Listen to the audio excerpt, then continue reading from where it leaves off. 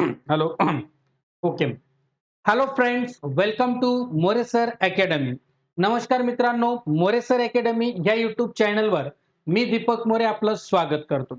मित्रांनो, आजच्या या लेक्चरमध्ये आपण अभ्यासणार आहोत ते म्हणजे पोलीस भरती या विषयासंदर्भामध्ये पोलीस भरतीसाठीचा आपला चालू असणारा घटक राज्यघटना या टॉपिकवरचा मित्रांनो जे महत्त्वपूर्ण एमसीक्यूज आहेत त्याचा मित्रांनो 5वा भाग आपण आजच्या या लेक्चरमध्ये पाहत आहोत. काय आहोत मित्रांनो आपण 5वा भाग आजच्या या लेक्चरमध्ये आपण पाहत आहोत.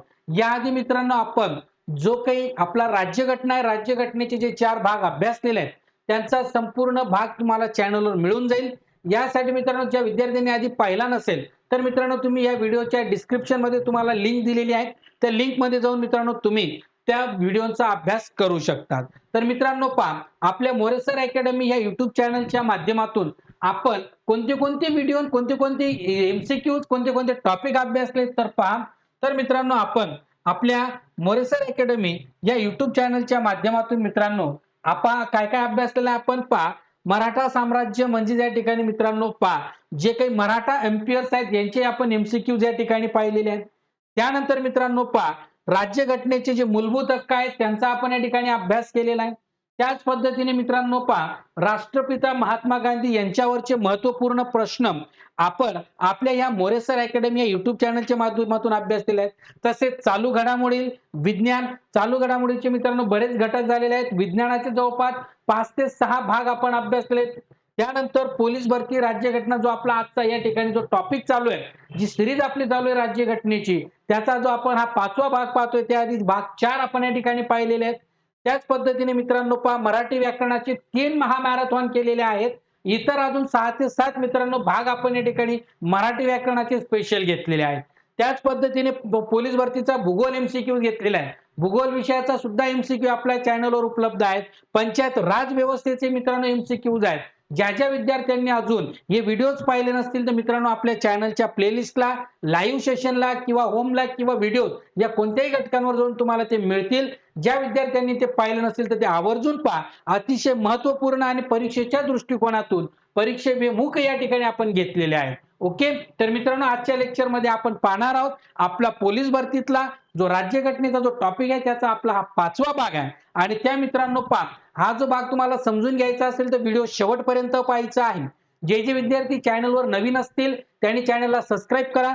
जे जोडले गेले ते विद्यार्थी मित्रांनी व्हिडिओला लाईक शेअर आणि सबस्क्राईब करायला विसरू नका. चला वळूया मित्रांनो आपल्या आजच्या भागाचा पहिल्या प्रश्नाकडे. पहिला प्रश्न मित्रांनो संघराज्याचे ओके मित्रांनो आजचा पहिला प्रश्न जो आहे आपला तो म्हणजे काय म्हटलंय आपला पहिला प्रश्न आजचा संघराज्याचे कार्यकारी मंडळाचे खालीलपैकी कोणाचा समावेश करता येत नाही. म्हणजेच काय म्हटलंय संघराज्याच्या कार्यकारी मंडळामध्ये कोणाचा समावेश करता येत नाही. पर्याय आहेत मित्रांनो राष्ट्रपती पंतप्रधान सरन्यायाधीश आणि मंत्रिमंडळ. ओके. चला पटापट कमेंट्स करत चला. जे विद्यार्थी जोडले गेले आहेत त्यांनी पटापट कमेंट्स करा आणि व्हिडिओला मित्रांनो लाईक करा. जास्तीत जास्त विद्यार्थी मित्रांपर्यंत शेअर करा. ओके. चला हरकत नाही पटापट कमेंट्स करायचे आहे.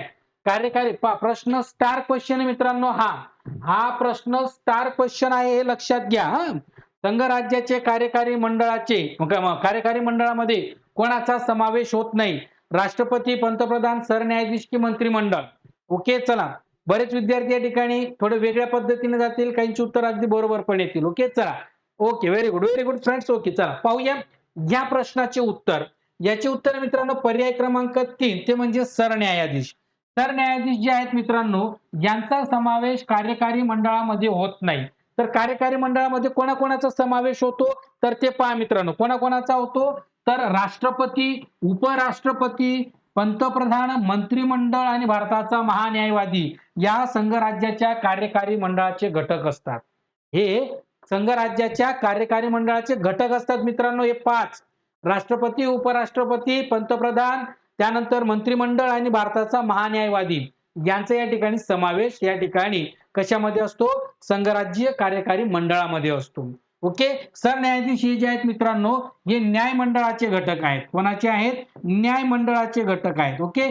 ते या ठिकाणी कार्यकारी मंडळाचे घटक नाही, कारण आपल्या भारतीय राज्यघटनेनुसार न्याय मंडळ हे स्वतंत्र आहे आणि कार्यकारी मंडळ वेगळं आहे आणि कायदे मंडळ वेगळं आहे. ओके, आपले जे काही लेक्चर्स आहेत मित्रांनो, त्या लेक्चर्स मध्ये मित्रांनो तुम्हाला रेकॉर्डिंग आणि लाईव्ह लेक्चर्स मध्ये ते तुम्हाला कळून जाणार आहे. ओके, कळालं मित्रांनो या प्रश्नाचे उत्तर? चला पटापट. ओके ओके, चला व्हिडिओला लाईक शेअर आणि सबस्क्राईब करा जे जे जोडले गेले त्यांनी. ओके, चला पाहूया पुढचा प्रश्न. पुढचा प्रश्न आहे मित्रांनो, पहा. राज्यसभेचे पदसिद्ध अध्यक्ष कोण असतात? इझी क्वेश्चन आहे, इझी क्वेश्चन आहे. बऱ्याच याचा आपल्याला डिस्कशन झालेलं आहे. उत्तर चुकता कामा नये, पटापट कमेंट्स करा. Very good, very good. हा, राज्यसभेचे पदसिद्ध अध्यक्ष राष्ट्रपती, उपराष्ट्रपती, सरन्यायाधीश की महाधिवक्ता? चला पटापट कमेंट्स. अगदी बरोबर, अगदी बरोबर मित्रांनो. चला पटापट पटापट कमेंट्स करत चला, पटापट कमेंट्स करा. ओके, राज्यसभेचे पदसिद्ध अध्यक्ष कोण असतात? प्रश्न चुकता कामा नये. बऱ्याच वेळा आपण याचं काय केलं आहे, उहापोह केलाय. अगदी बरोबर मित्रांनो. ओके, अगदी बरोबर, अगदी बरोबर. चला पटापट पटापट पटापट उत्तर द्यायचे जे जे विद्यार्थी जोडले गेले त्यांनी. हा ओके, कमेंट्स थोड्या फास्ट करत चला आता. हा चला पाहूया याचे उत्तर. तर याचे उत्तर मित्रांनो पर्याय क्रमांक 2 ते म्हणजे उपराष्ट्रपती. पहा, उपराष्ट्रपती जे आहेत हे असतात मित्रांनो राज्यसभेचे पदसिद्ध अध्यक्ष. उपराष्ट्रपती हे राज्यसभेचे सदस्य नसतात. ओके, ते सदस्य नसतात मित्रांनो, लक्षात घ्या, सदस्य नसतात, परंतु मात्र ते राज्यसभेचे अध्यक्ष असतात. राज्यसभेचे सदस्य पण नसतात, परंतु काय असतात? अध्यक्ष असतात. लोकसभा व राज्यसभेमधील जी सदस्य आहेत त्या सदस्यांमार्फत लोकसभेचे आणि राज्यसभेचे जे सदस्य असतात त्यांच्या मार्फत यांची निवड होत असते मित्रांनो. ओके, त्यांच्या मार्फत यांची निवड होत असते, हे या ठिकाणी लक्षात घ्यायचं आहे. ओके, चला हरकत नाही. या ठिकाणी एक गोष्ट लक्षात घ्यायची मित्रांनो, जर या ठिकाणी उपराष्ट्रपतींना जी काही पगार मिळते, जो वेतन मिळतो, तो वेतन त्यांना मिळला जातो मित्रांनो, दिला जातो त्यांचा अध्यक्ष म्हणून. अध्यक्ष म्हणून त्यांना वेतन दिला जातो, त्यांना उपराष्ट्रपती म्हणून वेतन दिला जात नाही. ओके, हेही लक्षात ठेवायचं आहे. पाहूया पुढचा प्रश्न. पुढचा प्रश्न मित्रांनो पहा, राज्याच्या मुख्यमंत्र्यांना शपथ टिंब यांच्याकडून दिली जाते. राज्याच्या मुख्यमंत्र्यांना शपथ कोणाकडून दिली जाते? पर्याय मुख्य न्यायाधीश, राज्यपाल, मुख्य सचिव की मुख्य आयुक्त? चला पटापट कमेंट्स. प्रश्नांची उत्तर आलीच पाहिजे. हा, इझी मित्रांनो. काही कन्फ्युजन असतील त्याही दूर होऊन जातील, टेन्शन नाही. फक्त तुम्ही काय करायचं आहे, व्हिडिओ शेवटपर्यंत पाहायचा आहे. जर तुम्हाला सर्व राज्यघटना समजून घ्यायची असतील तर प्रत्येक भाग तुम्ही A to Z पहिल्यापासून तर शेवटपर्यंत पाहायचा आहे. ओके मित्रांनो, ज्या विद्यार्थी मित्रांना मराठी व्याकरणाची परिपूर्ण तयारी करायची असेल तर मित्रांनो तुम्ही आजच तुमच्या गुगल प्ले स्टोअरला जाऊन BFC academy, okay, BFC academy नावाचा मित्रांनो आपला जो ऍप्स आहे तो तुम्ही गुगल प्ले स्टोअर वरून काय करायचं आहे, इन्स्टॉल करायचा आहे. त्याच्यामध्ये माहिती भरा. जर का मित्रांनो तुम्हाला अडचणी येत असतील, कोणती बॅच घ्यायची, काय घ्यायची, तर मित्रांनो तुम्ही आपला नंबर आहे 90 21 28 11 60 या नंबरवर कॉल करू शकता तुमच्या डाऊट्स साठी. ओके, चला पाहूया या प्रश्नाचे उत्तर. अगदी बरोबर आहे मित्रांनो. पर्याय क्रमांक 2 ते म्हणजे राज्यपाल. जे राज्यपाल असतात मित्रांनो, ते राज्यपाल जे असतात ते मुख्यमंत्र्यांना शपथ देतात. लक्षात घ्या, मुख्यमंत्र्यांना शपथ राज्यपाल देतात. राज्यपालांच्या वतीने मुख्यमंत्री या ठिकाणी कारभार पाहत असतात. म्हणजे अर्थात हे वास्तविक प्रमुख ठरतात, तर हे नामधारी प्रमुख ठरतात राज्यामध्ये. तसेच इतर मंत्र्यांना सुद्धा राज्यपालच शपथ देत असतात आणि राज्यपालांना शपथ मात्र कोण देत असतं? मुख्य न्यायाधीश देत असतात. हा, लक्षात घ्या. हा, प्रत्येक आपल्या लेक्चरमध्ये प्रत्येक मागच्या भागांमध्ये सविस्तर रीत्याने मित्रांनो आपण याला काय केलं आहे, अभ्यासलेला आहे. हा, ज्यांना अडचणी असतील त्यांनी मागची प्रत्येक भाग पहा. प्रत्येक भागामध्ये एक एक कन्सेप्ट समजून दिलेली आहे. तसेच मित्रांनो BFC अकॅडमी या चॅनलवर आपला GK GS चं मित्रांनो तेही तुम्हाला रेकॉर्डेड प्लस लाईव्ह बॅचेस उपलब्ध आहेत. वळूया पुढील प्रश्नाकडे.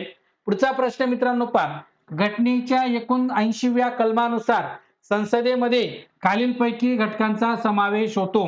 म्हणजेच काय म्हटलंय पहा, घटनेच्या 79व्या कलमानुसार कोणाचा समावेश करण्यात आलेला आहे ते लक्षात घ्या. पर्याय लोकसभा, कार्यकारी मंडळ, लोकसभा व राज्यसभा, राष्ट्रपती, लोकसभा, राज्यसभा. चला पटापट कमेंट्स करा या प्रश्नाचे उत्तर. ओके, चला जे जे विद्यार्थी मित्र जुडले गेले त्यांनी कमेंट्स करत चला. पटापट कमेंट्स करा. ह्या प्रश्नाचे उत्तर काय असणार आहे मित्रांनो? ओके.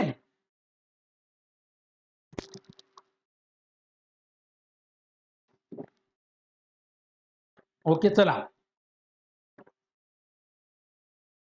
जे जे विद्यार्थी मित्र जुडले गेले त्यांनी कमेंट्स करत चला ह्या प्रश्नाचे उत्तर. हा, 79व्या घटनानुसार कोणाकोणाचा समावेश आहे ते विचारलेलं आहे. ओके, पाहूया याचे उत्तर मित्रांनो. पहा बरेच विद्यार्थी या ठिकाणी हा ओके ओके पहा पाहूया याचे उत्तर. याचे उत्तर पर्याय क्रमांक 4 राष्ट्रपती, लोकसभा आणि राज्यसभा म्हणजेच अर्थात मित्रांनो संसद. अर्थात काय? संसदेचा समावेश आहे घटनेच्या 79व्या कलमानुसार. पहा, राष्ट्रपती हे संसदेचा भाग असेल तरी ते एखाद्या विधेयकाबाबत मतदानात भाग घेऊ शकत नाही. राज्यघटनेतील कलम 79 ही संसद आणि कलम 80 राज्यसभा आणि कलम 81 लोकसभा आहे.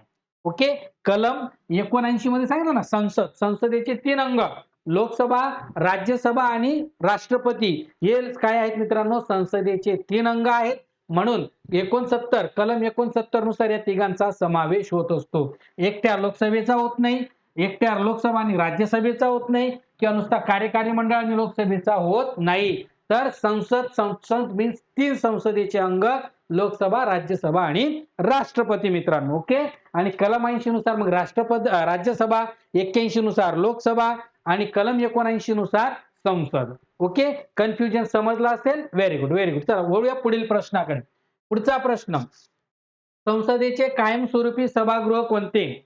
याच्यावर सुद्धा मित्रांनो आपण व्यवस्थित अभ्यास केलेला आहे. उत्तर अगदी अचूक आणि व्यवस्थित आलं पाहिजे. संसदेचे कायमस्वरूपी सभागृह कोणते? लोकसभा, राज्यसभा, विधानसभा की विधान परिषद? ओके, चला पटापट कमेंट्स करत चला. कायमस्वरूपी म्हणजेच स्थायी, याला स्थायी सुद्धा म्हणतात. चला अजून तुम्हाला सोपं करून दिलंय पटापट. कायमस्वरूपी म्हणजेच स्थायी सभागृह. चला पटापट कमेंट्स करा. जे जे विद्यार्थी मित्र जुडले गेले त्यांनी पटापट कमेंट्स करत चला मित्रांनो. संसदेचे कायमस्वरूपी सभागृह कोणते? लोकसभा, राज्यसभा, विधानसभा की विधान परिषद? पटापट पटापट. ओके चला, good very good very good very good. Okay चला, अगदी बरोबर मित्रांनो. ते म्हणजे पर्याय क्रमांक 2 राज्यसभा. राज्यसभा हे काय आहे? कायमस्वरूपी सभागृह आहे. याच्यामध्ये पहा मित्रांनो, विधानसभा कट होईल, विधान परिषद जागीच कट होईल. का लगेच कट होईल? तिथल्या तिथे, कारण ते राज्याचे घटक आहेत, त्यांचा संसदेमध्ये त्यांचा कोणत्याही प्रकारचा समावेश नाही. म्हणून उरला लोकसभा आणि राज्यसभा. लोकसभा स्थायी आहे आणि राज्यसभा स्थायी म्हणजेच कायमस्वरूपी आहे. लोकसभा दर 5 वर्षांनी घेतली जाते. Okay, very good. ओके, अगदी बरोबर मित्रांनो. पहा या ठिकाणी आपण याचा पूर्ण अभ्यास केलेला आहे, व्यवस्थित समजून घेतलेला आहे. ओके, ज्यांना असेल ते स्क्रीनशॉट घेऊ शकतील. ओके, पुढचा प्रश्न. पुढचा प्रश्न मित्रांनो पहा, खालीलपैकी कोणत्या व्यक्तिमत्वाला भारतीय राज्यघटनेचे शिल्पकार म्हटले जाते? ओके, पहा कोणाला या ठिकाणी कोणत्या व्यक्तिमत्वाला भारतीय राज्यघटनेचे शिल्पकार म्हटले जाते? पर्याय डॉक्टर बी.आर. आंबेडकर, पंडित जवाहरलाल नेहरू, सरदार वल्लभभाई पटेल की महात्मा गांधी?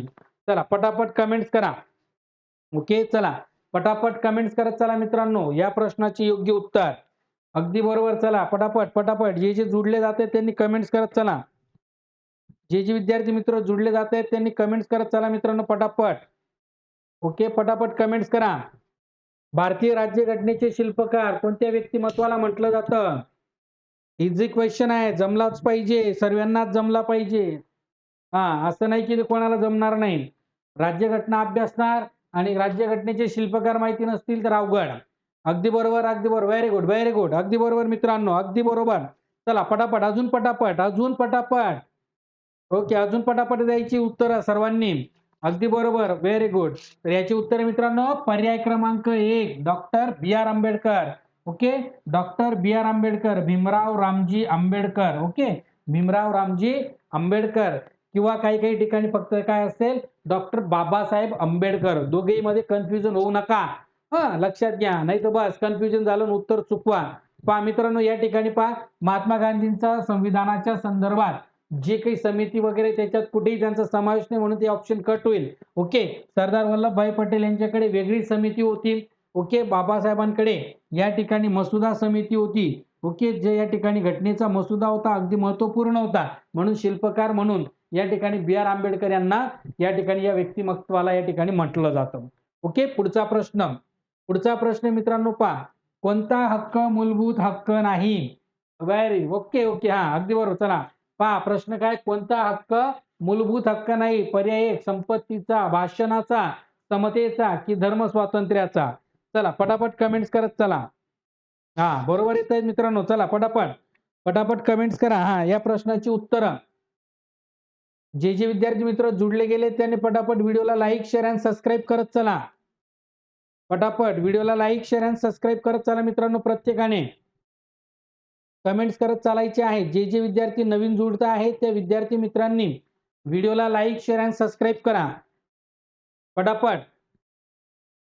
जे चॅनलवर नवीन असतील त्यांनी चॅनलला सबस्क्राईब करा. ज्यांनी अजून व्हिडिओला लाईक केलं नसेल तर त्यांनी लगेच लाईक करून टाका मित्रांनो. ओके. पटक्यात लाईक करून टाका. Very good, very good. हां, तर लक्षात घ्या मित्रांनो, ज्या विद्यार्थ्यांना जी-के, जी-एस मराठी व्याकरणाची परिपूर्ण तयारी करायची असेल, तर आजच मित्रांनो तुम्ही आपला बी-एफ-सी अकॅडमी हा ॲप्स इन्स्टॉल करून घ्यायचा आहे. ओके. इंट्रोडक्शन दिले आहेत, नंबर पण दिला आहे, तुम्ही व्हिडिओमध्ये पाहू शकता. ओके पहा. पाहूया याचे योग्य उत्तर. तर ह्या प्रश्नाचे योग्य उत्तर आहे मित्रांनो पर्याय क्रमांक 1. ओके. संपत्तीचा हक्क. हा जो आहे मित्रांनो आता हा मूलभूत हक्क नाही. सुरुवातीला संपत्तीचा हक्क हा आपला मूलभूत हक्क होता. परंतु मित्रांनो 44व्या घटना दुरुस्तीनुसार हा हक्क आपला काढण्यात आलेला आहे. 1978च्या 44व्या घटना दुरुस्तीनुसार हा आता सामान्य अधिकार झालेला आहे. हा मूलभूत हक्क राहिलेला नाही. आधी याचा समावेश मूलभूत हक्कांमध्ये होता, परंतु आता तो राहिलेला नाही. ओके. ओके. हां, अगदी बरोबर, अगदी बरोबर मित्रांनो, अगदी बरोबर येतायत तुम्ही. ओके, अगदी बरोबर. चला वळूया पुढील प्रश्नाकडे. पुढचा प्रश्न. राष्ट्रपतीच्या निवड प्रक्रियेत खालीलपैकी कोणाचा समावेश नसतो? कोणाचा समावेश नसतो? पर्याय लोकसभा सदस्य, राज्यसभा सदस्य, विधानसभा सदस्य आणि विधान परिषद सदस्य. चला पटापट, पटापट कमेंट्स करा. अगदी बरोबर. चला पटापट कमेंट्स करा चला. जे विद्यार्थी जुडले जात आहेत त्यांनी कमेंट्स करा. ओके. जे नवीन आहेत त्यांनी सुद्धा कमेंट्स करायचे आहेत. पटापट कमेंट्स करायचे आहेत मित्रांनो. जे नवीन जुडतायत त्यांनी चॅनलला सबस्क्राईब आणि ज्यांनी अजून लाईक केलं त्यांनी लाईक करा. आपल्या गरजू, होतकरू आणि आवश्यक विद्यार्थी मित्रांपर्यंत व्हिडिओ शेअर करत चला मित्रांनो. ओके. चला हां, पटापट या ठिकाणी व्हिडिओ शेअर करत चालायचा आहे. ओके. चला पटापट, पटापट. Okay. Very good friends. Okay. चला. अगदी बरोबर, अगदी बरोबर. Very good. Very good. Okay, okay, okay. अजून सर्वात जेवढे विद्यार्थी जुडलेत तेवढ्यांनी कमेंट्स करा. तेवढ्यांनी व्हिडिओला लाईक, शेअर आणि सबस्क्राईब करत चला मित्रांनो. ओके. चला पटापट. पटापट मित्रांनो व्हिडिओला लाईक, शेअर आणि सबस्क्राईब करत चालायचं आहे. प्रश्नांची उत्तरं देत चालायची आहेत पटापट. ओके. चला. पाहूया मित्रांनो ह्या प्रश्नाचे योग्य उत्तर काय असणार आहे. ओके. चला. तर ह्या प्रश्नाचे योग्य उत्तर आहे मित्रांनो पर्याय क्रमांक 4 ते म्हणजे विधान परिषद सदस्य. विधान परिषद सदस्य मित्रांनो राष्ट्रपतींच्या निवडणुकीमध्ये सहभागी होत नाही. ओके. राष्ट्रपतींच्या निवडणुकीमध्ये ते सहभागी होत नाही हे लक्षात घ्या. राष्ट्रपतीच्या निवडणुकीत लोकसभा, राज्यसभा आणि विधानसभा यांच्यातील जे निर्वाचित सदस्य असतात, निवडून आलेले सध्याचे, ते या ठिकाणी सहभाग घेतात. बाकीचे सहभाग घेत नाही. म्हणजेच कोण? विधान परिषद सदस्य घेत नाही. उपराष्ट्रपतीच्या निवडणुकीत लोकसभा आणि राज्यसभेचे सदस्य भाग घेतात. तिथे विधानसभा घेत नाही. आता याच्यामध्ये मित्रांनो काय घेत नाही बाकीचे ते तुम्हाला माहिती. याचा डिटेलिंग व्हिडिओ आपल्या चॅनलवर उपलब्ध आहे. राष्ट्रपती नावाने तो व्हिडिओ आहे. ते तुम्ही पाहू शकता. तिथे तुम्हाला सर्व एक्सप्लेनेशन करून दिलेलं आहे. Okay. Okay. Very good. Okay. हरकत नाही. ओके. चला वळूया पुढील प्रश्नाकडे. पुढचा प्रश्न आहे मित्रांनो पहा. भारताचे प्रथम राष्ट्रपती कोण होते? म्हणजे भारताचे पहिले राष्ट्रपती कोण? पर्याय श्री राजगोपालाचारी, डॉक्टर राजेंद्र प्रसाद, शंकर दयाल शर्मा की डॉक्टर अब्दुल कलाम. चला पटापट कमेंट्स करायचे आहेत या प्रश्नांची उत्तरं. ओके. पटापट कमेंट्स करा.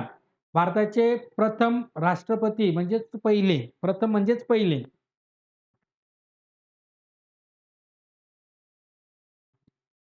ओके. चला पटापट कमेंट्स करत चला. भारताचे प्रथम राष्ट्रपती कोण? श्री राजगोपालाचारी, डॉक्टर राजेंद्र प्रसाद, शंकर दयाल शर्मा की डॉक्टर अब्दुल कलाम. चला कमेंट्स करा मित्रांनो, जे जे विद्यार्थी जोडले गेले त्यांनी. ओके चला पटापट पटापट कमेंट्स करायच्या आहे, जे जे विद्यार्थी जोडले गेले आहेत त्यांनी. Good, very good. चला पाहूया मित्रांनो या प्रश्नाचे उत्तर. अगदी विद्यार्थी मित्रांनी अगदी बरोबर या ठिकाणी ओके अगदी बरोबर आहे. ओके अगदी बरोबर आहे मित्रांनो. पर्याय क्रमांक 2च हे याचे उत्तर आहे. अगदी बरोबर. पर्याय क्रमांक 2 हेच अगदी बरोबर उत्तर आहे. डॉक्टर राजेंद्र प्रसाद. भारताचे जे आहेत प्रथम राष्ट्रपती कोण होते? तर डॉक्टर राजेंद्र प्रसाद. हे नुसते एक वेळा नाही तर सलग 2 वेळा सलग 2 वेळा हे भारताचे राष्ट्रपती होते. त्यांचा कार्यकालच आहे 1952 ते 57 आणि 57 ते 62. ओके. असा 10 वर्षाचा कालखंड त्यांचा आहे. किती? 10 वर्षाचा कालखंड त्यांचा आहे. 5-5 वर्षाचे 2 टर्म ते काय होते? राष्ट्रपती होते मित्रांनो. ओके. हरकत नाही. हां, अगदी बरोबर आहे. व्यवस्थित लक्षात पण सलग 2दा होते. प्रथम तर होतेच होते मित्रांनो, पण ते सलग 2दा राष्ट्रपती होते हेही लक्षात घ्या हां. हां, चला पुढचा प्रश्न. पुढचा प्रश्न मित्रांनो पहा. भारताच्या पहिल्या महिला राष्ट्रपती कोण? चला या प्रश्नाला आपण मागच्या भागामध्ये सुद्धा पाहिलंय. हा पुन्हा आलेला आहे. ओके. म्हणून या ठिकाणी याला व्यवस्थित अजून समजून घेऊया. भारताच्या पहिल्या महिला राष्ट्रपती कोण? फक्त आपण एक्सप्लेनेशन मध्ये पाहिलं, प्रश्नमधून नाही पाहिला. तर पहा पर्याय श्रीमती इंदिरा गांधी, श्रीमती मीरा कुमार, श्रीमती प्रतिभा पाटील आणि श्रीमती सरोजिनी नायडू. चला पटापट कमेंट्स करा. पटापट कमेंट्स करायचे आहेत मित्रांनो या प्रश्नाचे योग्य उत्तर. भारताच्या पहिल्या महिला राष्ट्रपती कोण? श्रीमती इंदिरा गांधी, श्रीमती मीरा कुमार, श्रीमती प्रतिभाताई पाटील की श्रीमती सरोजिनी नायडू. पटापट कमेंट्स करायचे आहेत. बरोबर, बरोबर. अजून अगदी बरोबर, अगदी बरोबर. चांगलं एक्सप्लेनेशन आहे बाकीच्यांचं बी पण. ओके चला. Okay very good, very good. अजून मित्रांनो अजून पटापट करायचं आहे. ओके अजून पटापट करायचं आहे मित्रांनो. ओके चला. अगदी बरोबर आहे. ओके अगदी बरोबर आहे. हां चला पहा. पर्याय क्रमांक 3 अगदी बरोबर आहे. श्रीमती प्रतिभा पाटील. ओके. श्रीमती प्रतिभा पाटील. पहा मित्रांनो यांच्यामध्ये पहा काय सांगितलंय. श्रीमती इंदिरा गांधी हे पहिल्या पंतप्रधान आहेत महिला. ओके. पंतप्रधान. ओके. पंतप्रधान म्हणून पहिल्या महिला आहेत इंदिरा गांधी. त्यानंतर श्रीमती मीरा कुमार या पहिल्या महिला आहेत जे लोकसभा अध्यक्ष होत्या. काय होत्या? लोकसभा अध्यक्ष होत्या मित्रांनो. हां. लोकसभा अध्यक्ष लक्षात घ्या. लोकसभा महिला अध्यक्ष पहिले कोण? तर मीरा कुमार. हां. त्यानंतर श्रीमती सरोजिनी नायडू हे काँग्रेसच्या पहिल्या महिला अध्यक्ष. काँग्रेसच्या पहा काँग्रेसच्या पहिला महिला अध्यक्ष या होत्या. ओके. कोण? सरोजिनी नायडू. मग आपल्याला अशा पद्धतीने व्यवस्थित समजून घ्यायचंय मित्रांनो. श्रीमती इंदिरा गांधी हे पहिल्या महिला पंतप्रधान, श्रीमती मीरा कुमार या पहिला लोकसभा अध्यक्ष महिला म्हणून आणि सरोजिनी नायडू या पहिला महिला ज्या काँग्रेसच्या अध्यक्षा होत्या. ओके अधिवेशनाच्या. पहा आता श्रीमती प्रतिभाताई पाटील या पहिल्या राष्ट्रपती आहेत. यांच्या राष्ट्रपतीच्या कालखंड होता मित्रांनो 2007 ते 12. यांच्या विरोधामध्ये होते भैरवसिंग शेखावत हे उमेदवार होते आणि राष्ट्रपतींची कलम काय आहे? 52 आहे. हेही तुम्हाला या ठिकाणी माहिती आहे मित्रांनो. ओके. चला हरकत नाही. पुढचा प्रश्न. पुढचा प्रश्न. राष्ट्राचा प्रथम नागरिक या शब्दात कोणाचे अचूक वर्णन करता येईल? प्रश्न विचारण्याची पद्धत पहा. ओके. प्रश्न विचारण्याची पद्धत पहा मित्रांनो. राष्ट्राचा प्रथम नागरिक या शब्द कोणासाठी अचूक वर्णन करता येईल? म्हणजेच याच प्रश्नाला कसं विचारलं जातं की भारताचा प्रथम नागरिक कोण?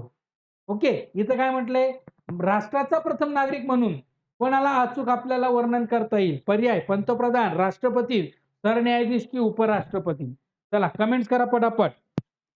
ओके चला पटापट कमेंट्स करायचे आहेत मित्रांनो या प्रश्नाचे उत्तर. ओके पटापट कमेंट्स करायचे आहेत या प्रश्नाचे उत्तर. जे जे विद्यार्थी मित्र जोडले आहेत त्यांनी पटापट कमेंट्स करा. ओके चला पटापट कमेंट्स करत चला या प्रश्नाचे उत्तर. राष्ट्राचा प्रथम नागरिक म्हणून कोणाचं अचूक वर्णन करता येईल? पंतप्रधान, राष्ट्रपती, सरन्यायाधीश की उपराष्ट्रपती? ओके चला पटापट पटापट. Okay good. अगदी बरोबर मित्रांनो. अगदी बरोबर उत्तर आहे ते म्हणजे पर्याय क्रमांक 2. 2 म्हणजेच कोण? राष्ट्रपती. राष्ट्रपती हेचे मित्रांनो की आपल्या भारताचे प्रथम नागरिक काय आहेत? प्रथम नागरिक कोणाचे? राष्ट्राचेच म्हणजे भारताचे. म्हणजे आपलं राष्ट्र कोणतं आहे? तर भारत. भारताचे प्रथम नागरिक कोण? तर राष्ट्रपती. ओके. कितीच्या कलमानुसार? तर कलम 52 नुसार त्यांची तरतूद करण्यात आली आहे हे आपल्याला माहिती आहे. अगदी व्यवस्थित आहे. पण वारंवार तुमच्या लक्षात राहावं म्हणून या ठिकाणी दिलंय. म्हणजे प्रश्न आला तर तुम्हाला तो सहज जमला पाहिजे आणि लगेच लक्षात आला पाहिजे मित्रांनो. ओके. पहा यानंतर पुढचा प्रश्न. पुढचा प्रश्न आहे सर्वाधिक काळासाठी भारताचे पंतप्रधान पद भूषवणारी व्यक्ती. पहा बरं आता व्यवस्थित विचार करून उत्तरं द्यायची. पंडित जवाहरलाल नेहरू, इंदिरा गांधी, अटल बिहारी वाजपेयी आणि मनमोहन सिंग. प्रश्न पहा आणि प्रश्नांची ऑप्शन पहा आणि मग नंतर मित्रांनो उत्तरं ठरवा. सर्वाधिक काळासाठी भारताचे पंतप्रधान पद भूषवणारी व्यक्ती. सर्वाधिक काळासाठी काळ विचारला आहे. कितीदा झाले असं नाही की सर्वाधिक काळासाठी. की पंतप्रधान म्हणून पंडित नेहरू, इंदिरा गांधी, अटल बिहारी वाजपेयी, मनमोहन सिंग. चला पटापट कमेंट्स करायचे आहे. योग्य उत्तर द्यायचं मित्रांनो. जे विद्यार्थी मित्र जोडले अजून ज्यांनी लाईक केलं नाही लाईक करून टाका मित्रांनो. चला बरं पटापट लाईक करा सर्वांनी. जेवढे विद्यार्थी जुडले तेवढ्यांनी लाईक करा.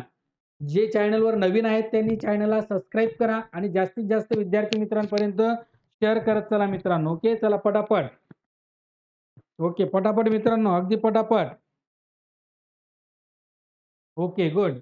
Okay okay very good very good very good. पहा तर याची योग्य उत्तर मित्रांनो पहा. या प्रश्नाचे योग्य उत्तर आहे पर्याय क्रमांक 1 ते म्हणजे पंडित जवाहरलाल नेहरू. पहा पंडित जवाहरलाल नेहरू मित्रांनो पंडित नेहरू हे भारताचे पहिले पंतप्रधान होते. त्यांचा कार्यकाल 15 ऑगस्ट 1947 ते 27 मे 1964 ते 17 वर्ष पंतप्रधान पदावर होते. किती वर्ष? 17 वर्ष पंतप्रधान पदावर होते. ओके. त्यानंतर नेहरूनंतर सर्वाधिक काळ पंतप्रधान असलेली व्यक्ती इंदिरा गांधी.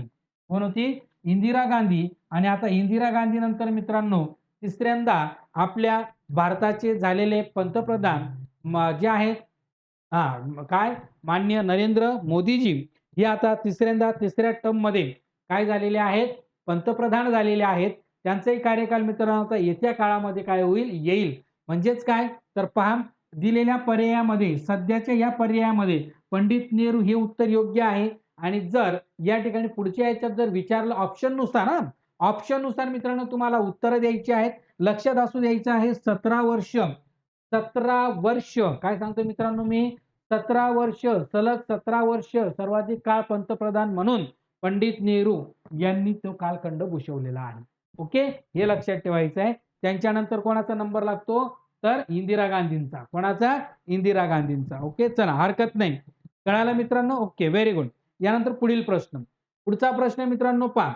लोकसभा प्रतिनिधींचे किमान वय किती असावे लागते? ओके लोकसभा प्रतिनिधी यासाठी किमान वय किती असावे लागते? 18, 21, 25 की 35? ओके चला पटापट. लोकसभा प्रतिनिधींचे किमान वय किती असावे लागते? पटापट कमेंट्स करायचे आहेत मित्रांनो.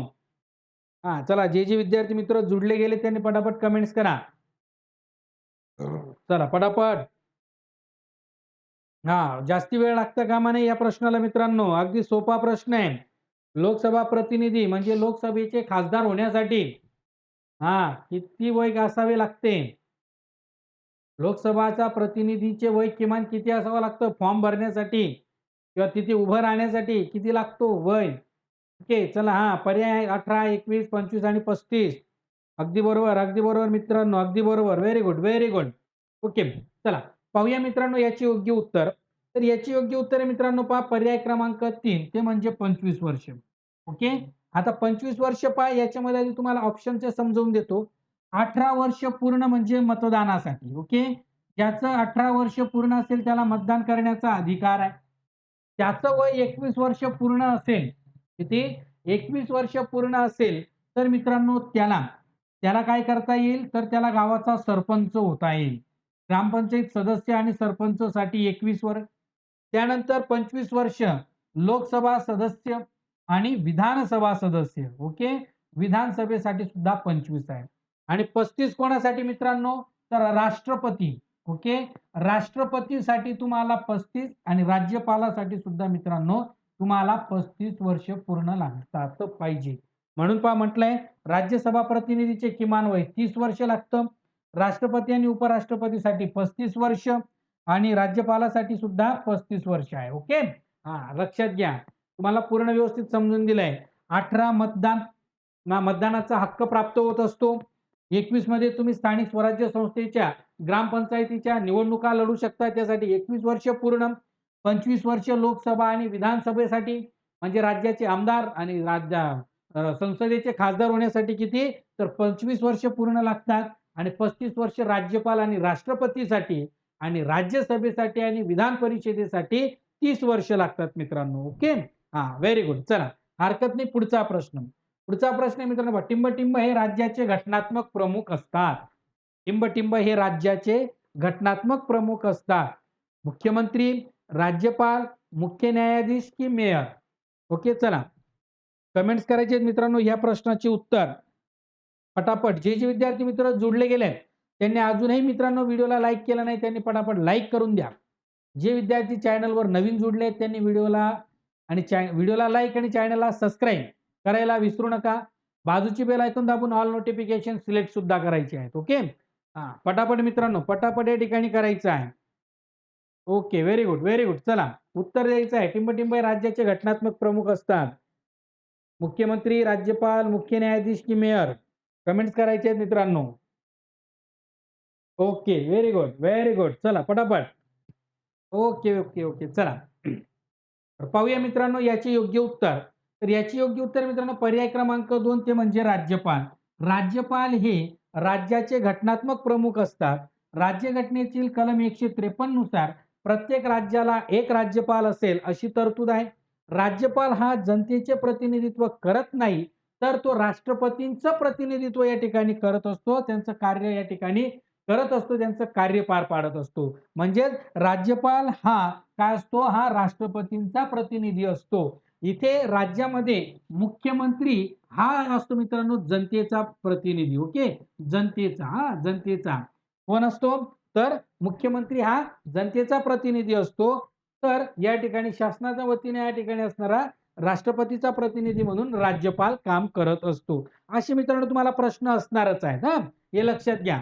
अजूनही मित्रांनो पहा, ज्या विद्यार्थ्यांना मराठी व्याकरणाची परिपूर्ण तयारी करायची असेल, GK/GS ची तयारी करायची असेल तर मित्रांनो आजच तुम्ही आपल्या Google Play Storeला जाऊन BFC अकॅडमी नावाचा आपला ॲप्स आहे मित्रांनो. ओके, BFC अकॅडमी नावाचा आपला ॲप्स आहे, तो इन्स्टॉल करा आणि त्यामध्ये मित्रांनो तुम्हाला असणारे जे काही कोर्सेस आहेत, गणित, बुद्धिमत्ता, मराठी व्याकरण, GK/GS सर्व उपलब्ध आहेत. अडचणी आल्यानंतर मित्रांनो तुम्हाला नंबर दिलाय, त्या नंबरवर तुम्ही कॉल करू शकता आणि तुमच्या अडचणी या ठिकाणी करून तुम्हाला कोणती बॅच घ्यायची आहे ते मित्रांनो तुम्ही सांगू शकता. ओके ओके, चला वळूया मित्रांनो पुढील प्रश्नाकडे. पुढचा प्रश्न आहे मित्रांनो पहा, राज्य शासनाचा वार्षिक अर्थसंकल्प विधिमंडळात कोण सादर करतो? पहा, राज्य शासनाचा आर्थिक अर्थसंकल्प विधिमंडळामध्ये कोण सादर करतो? मुख्यमंत्री, सभापती, अर्थमंत्री की अर्थसचिव? चला पटापट कमेंट्स करा मित्रांनो या प्रश्नाचे उत्तर. ओके, चला पटापट कमेंट्स करायचे ह्या प्रश्नाचे उत्तर. ओके, राज्य शासनाचा वार्षिक अर्थसंकल्प विधिमंडळात कोण सादर करतो? पटापट कमेंट्स करायचे आहेत. जे विद्यार्थी जुडले आहेत त्यांनी पटापट कमेंट्स करत चला. Very good, very good. चला अगदी बरोबर. बरं, ओके, बरोबर बरोबर मित्रा, अगदी बरोबर.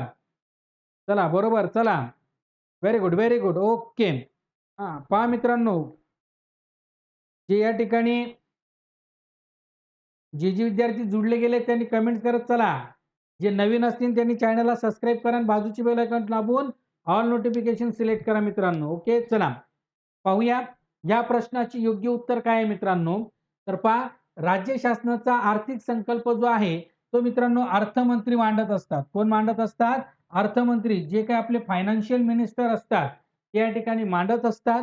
पहा, केंद्राचा अर्थसंकल्प केंद्रीय अर्थमंत्री मांडतात. तर अर्थसंकल्प हा आर्थिक कामकाज विभागामार्फत तयार केला जातो हे या ठिकाणी लक्षात घ्या. ओके, तर मित्रांनो पहा या ठिकाणी तुम्हाला लक्षात आलं असेल की वार्षिक अर्थसंकल्प कोण मांडत असतो, तर मित्रांनो ते मांडत असतात ते म्हणजे अर्थमंत्री. त्या राज्याचे अर्थमंत्री त्या राज्याचे काय मांडत असतात, अर्थसंकल्प मांडत असतात. केंद्रामध्ये केंद्रीय अर्थमंत्री हे काय करत असतात, अर्थसंकल्प मांडत असतात. ओके, अशा पद्धतीने मित्रांनो या प्रश्नाचे उत्तर आहे. ओके, यानंतर लक्षात घ्या मित्रांनो, की आपला जो काही आपण आतापर्यंत घेतलेले जे व्हिडिओज आहेत, आतापर्यंतचे घेतलेले जे आपले लेक्चरच आहेत, ते तुमच्या समोर आहेत पहा. मराठा एम्पियर आहेत, मराठा साम्राज्य, राज्यघटना, मूलभूत हक्क. ओके, त्यानंतर राष्ट्रपिता महात्मा गांधी, त्यानंतर चालू घडामोडी, विज्ञान, राज्यघटना, महामॅरेथॉन, मराठी व्याकरण, भूगोल, पंचायत राज व्यवस्था, अशा प्रत्येक टॉपिकवर मित्रांनो, प्रत्येक टॉपिकवर मित्रांनो आपले या ठिकाणी या प्रत्येक टॉपिकवर आपले एमसीक्यूज, त्यांचे एक्सप्लेनेशन, त्यांचे संपूर्ण व्हिडिओज या ठिकाणी आपण आपल्या मोरे सर अकॅडमी या चॅनलवर घेतलेले आहेत. ओके, तर मित्रांनो पहा, आजच्या या लेक्चरमध्ये आपण या ठिकाणी थांबणार आहोत. पहा, या ठिकाणी आपण आपली जी राज्यघटनेची जी सिरीज चालू आहे, त्या सिरीजमध्ये मित्रांनो जवळपास आपण पहा आतापर्यंत भाग 5 मध्ये 75 प्रश्न आतापर्यंत कव्हर केलेले आहेत. जवळपास मित्रांनो आपण 8 ते 10 भाग या ठिकाणी याचे अभ्यासणार आहोत. ओके, तर मित्रांनो जर का तुम्ही अजून आपल्या चॅनलवरचे हे व्हिडिओ पाहिले नसतील, तर ते तुम्ही पाहून घ्यायचे आहेत, ते लेक्चरच पाहून घ्यायचे आहेत मित्रांनो. तर आजच्या या लेक्चरमध्ये मित्रांनो आपण तुर्तास थांबणार आहोत. ओके, तर मित्रांनो आजचा व्हिडिओ तुम्हाला कसा वाटला ते तुम्ही कमेंट बॉक्समध्ये नक्की कळवा. जे जे विद्यार्थी चॅनलवर नवीन जुडले आहेत त्या विद्यार्थ्यांनी चॅनलला सबस्क्राईब करा आणि बाजूची बेल आयकॉन दाबून ऑल नोटिफिकेशन सिलेक्ट करा मित्रांनो. ओके, पुन्हा भेटूया मित्रांनो पुढच्या व्हिडिओमध्ये पुढच्या टॉपिकसह. ओके, चला. ओके, पुढच्या टॉपिकसह मित्रांनो भेटूया आपण पुढच्या व्हिडिओमध्ये. ओके, चला. Thank you for watching this video friend. See you again and bye bye friends.